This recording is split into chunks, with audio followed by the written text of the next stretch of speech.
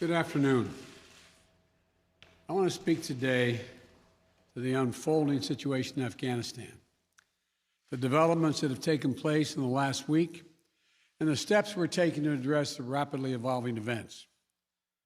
My national security team and I have been closely monitoring the situation on the ground in Afghanistan and moving quickly to execute the plans we had put in place to respond to every constituency, including and contingency, including the rapid collapse we're seeing now.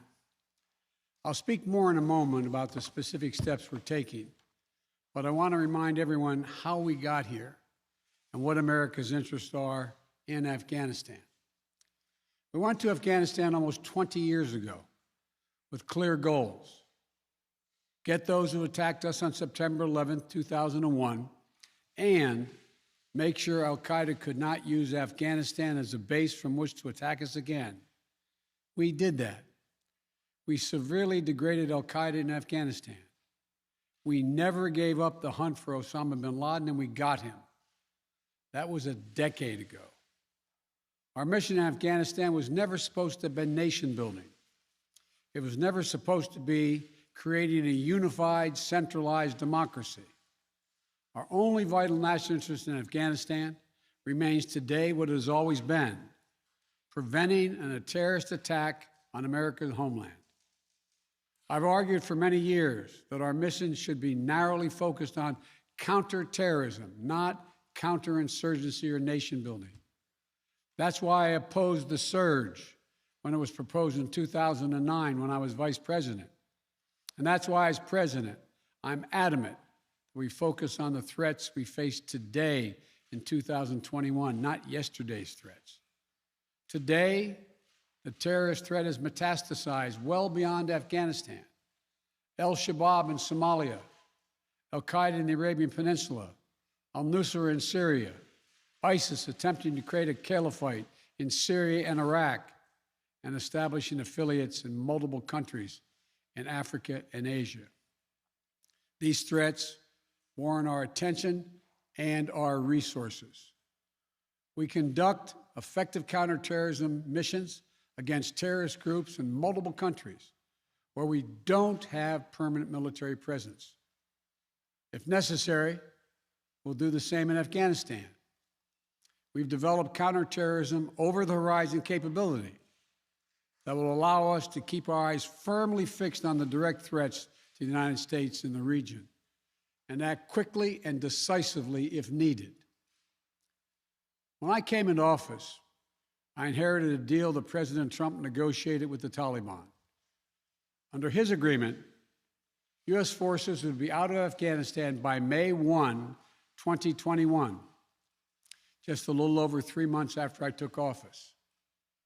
U.S. forces had already drawn down during the Trump administration from roughly 15,500 American forces to 2,500 troops in country.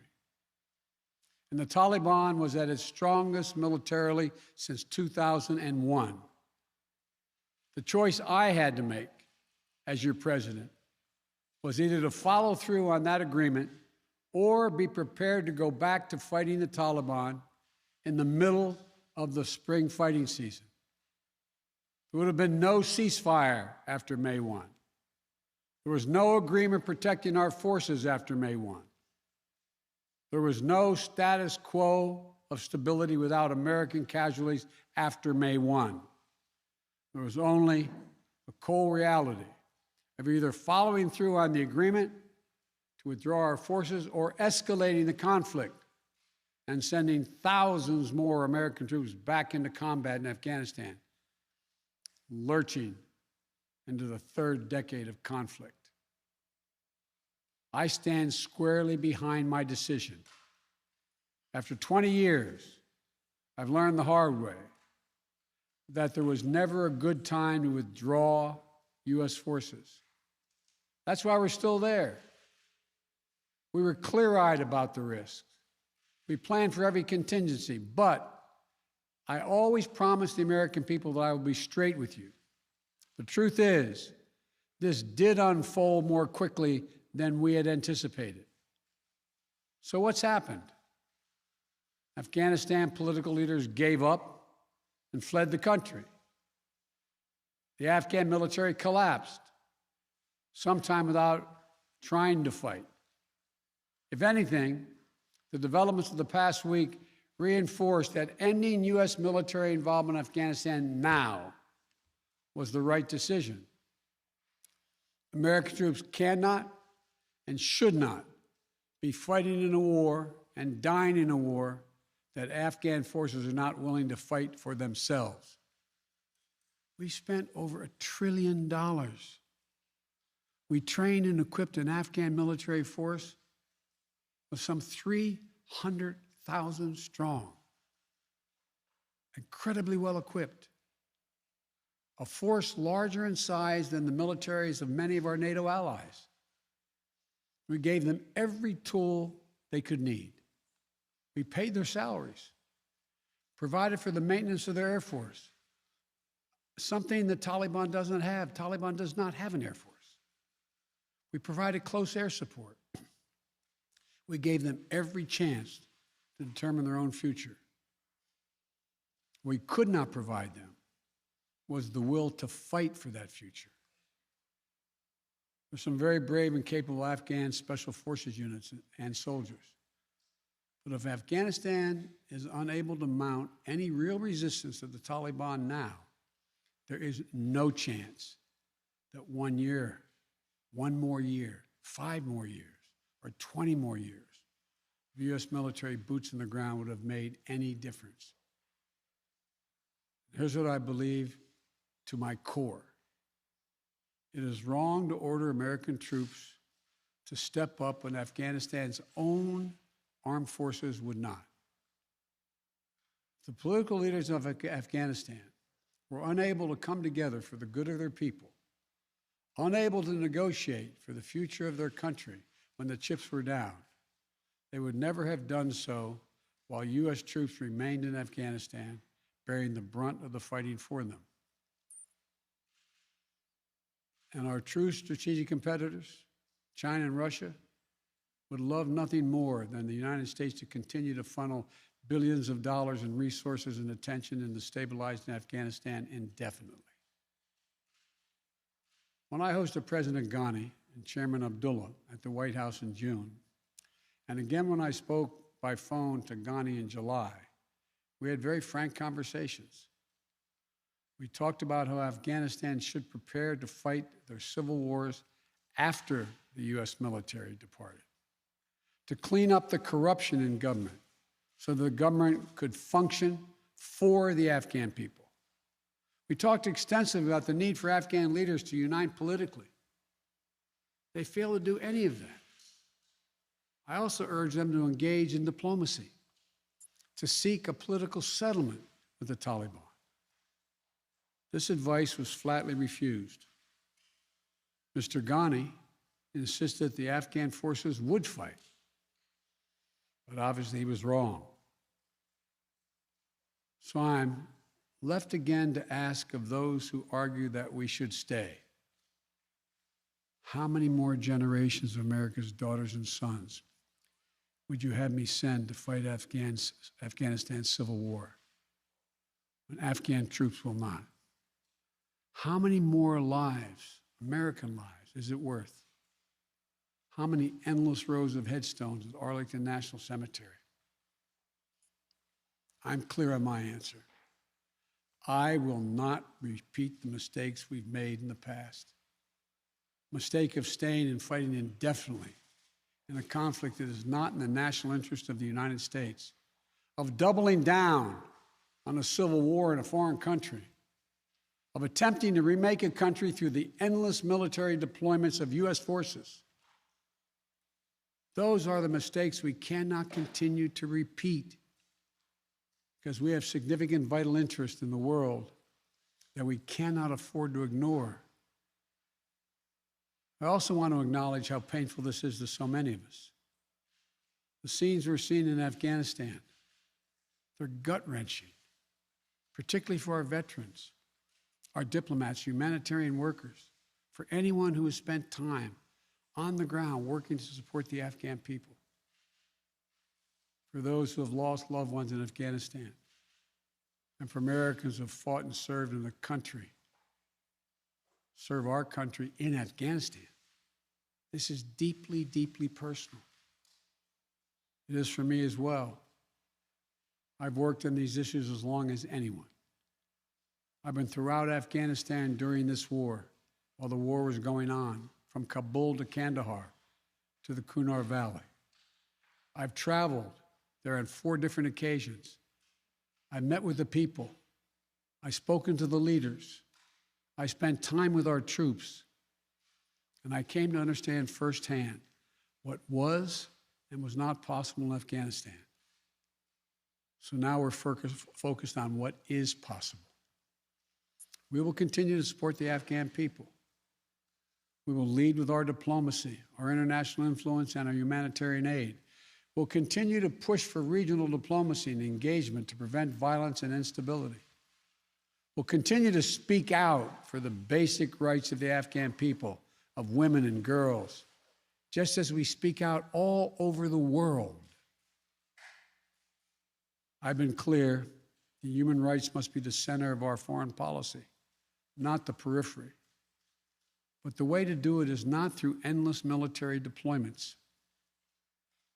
It's with our diplomacy, our economic tools, and rallying the world to join us. Well, let me lay out the current mission in Afghanistan. I was asked to authorize, and I did, 6,000 U.S. troops to deploy to Afghanistan for the purpose of assisting in the departure of U.S. and allied civilian personnel from Afghanistan, and to evacuate our Afghan allies and vulnerable Afghans to safety outside of Afghanistan. Our troops are working to secure the airfield and to ensure continued operation of both the civilian and military flights. We're taking over air traffic control. We have safely shut down our embassy and transferred our diplomats. Our diplomatic presence is now consolidated at the airport as well. Over the coming days, we intend to transport out thousands of American citizens who have been living and working in Afghanistan. We'll also continue to support the safe departure of civilian personnel, the civilian personnel of our allies who are still serving in Afghanistan. Operation Allies Refugee, which I announced back in July, has already moved 2,000 Afghans who are eligible for special immigration visas and their families to the United States. In the coming days, the U.S. military will provide assistance to move more SIV-eligible Afghans and their families out of Afghanistan. We're also expanding refugee access to cover other vulnerable Afghans who worked for our embassy. U.S. non-governmental agencies, or U.S. non-governmental organizations, and Afghans who otherwise are at great risk, in U.S. news agencies. I know there are concerns about why we did not begin evacuating Afghans civilians sooner. Part of the answer is some of the Afghans did not want to leave earlier, still hopeful for their country. And part of it because the Afghan government and its supporters discouraged us from organizing a mass exodus to avoid triggering, as they said, a crisis of confidence. American troops are performing this mission as professionally and as effectively as they always do, but it is not without risks. As we carry out this departure, we have made it clear to the Taliban, if they attack our personnel or disrupt our operation, the U.S. presence will be swift and the response will be swift and forceful. We will defend our people with devastating force if necessary. Our current military mission will be short in time, limited in scope, and focused in its objectives. Get our people and our allies as safely as quickly as possible. And once we have completed this mission, we will conclude our military withdrawal. We will end America's longest war after 20 long years of bloodshed. The events we're seeing now are sadly proof that no amount of military force would ever deliver a stable, united, secure Afghanistan, as known in history as the graveyard of empires.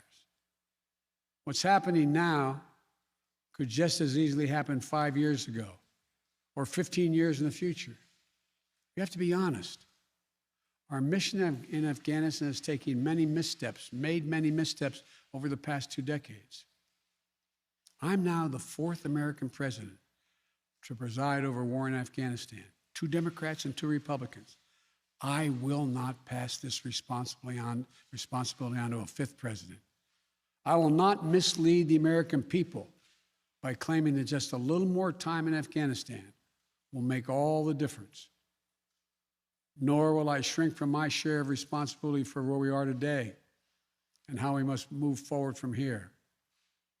I am President of the United States of America, and the buck stops with me. I'm deeply saddened by the facts we now face, but I do not regret my decision to end America's warfighting in Afghanistan and maintain a laser focus on our counterterrorism missions there and other parts of the world.